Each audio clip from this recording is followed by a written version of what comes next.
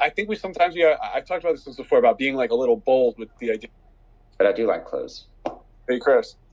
Yes, sir. Can I jump in real quick and just give a little advice? Yep.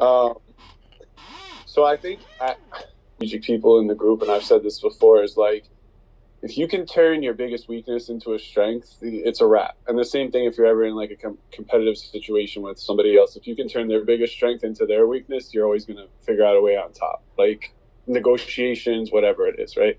So if there's not a lot of like sourcing places near you, what that means to me is like there's not a lot of places for people to donate stuff. Like if there's not, if there's not like a huge amount of outlets for people to get rid of their stuff, that probably means there's a bunch of people with a lot of stuff.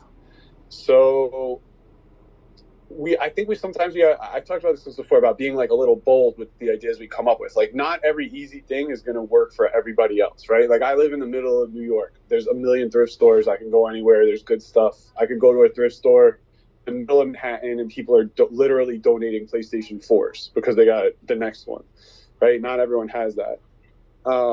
But what I wouldn't do in a situation like that is like knock on people's doors or like put up flyers and stuff. Because if I do that in New York City, people are going to think I'm out of my mind, right? If I start putting flyers up on lampposts, nobody's going to call it. So I feel like if you're in a town where people don't have like a lot of outlets to donate stuff, people have stuff. That's like the one thing. Like people everywhere have stuff. So maybe you do something where it's a little more direct and you hit up, you start putting a word out that, hey, you have stuff you want to get rid of. It's spring cleaning time. It's, about to be New Year's. Like, you don't even want to deal with it. Like, I'll take it all. I'll come and take all of it, everything you want for free, and just sort through it. Or maybe you charge them even. But there are so many ways to get other people's stuff that don't involve like going to the store. Um, and I was talking to a kid. There's this kid. He's like 11 years old.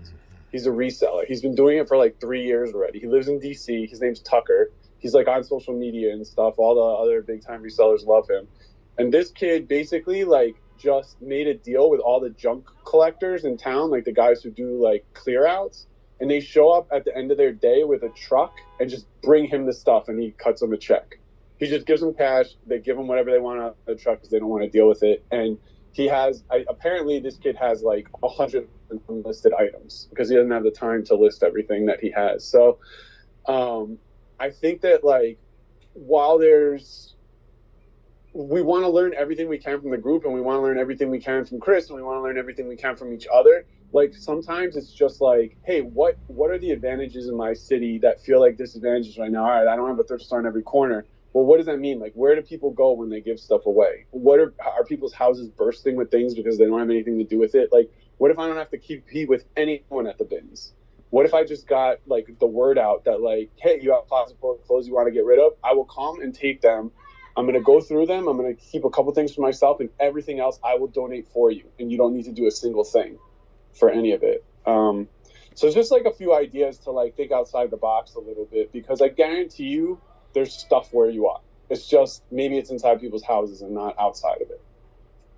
That's perfect. I actually love that. Yeah. Bob, go ahead. So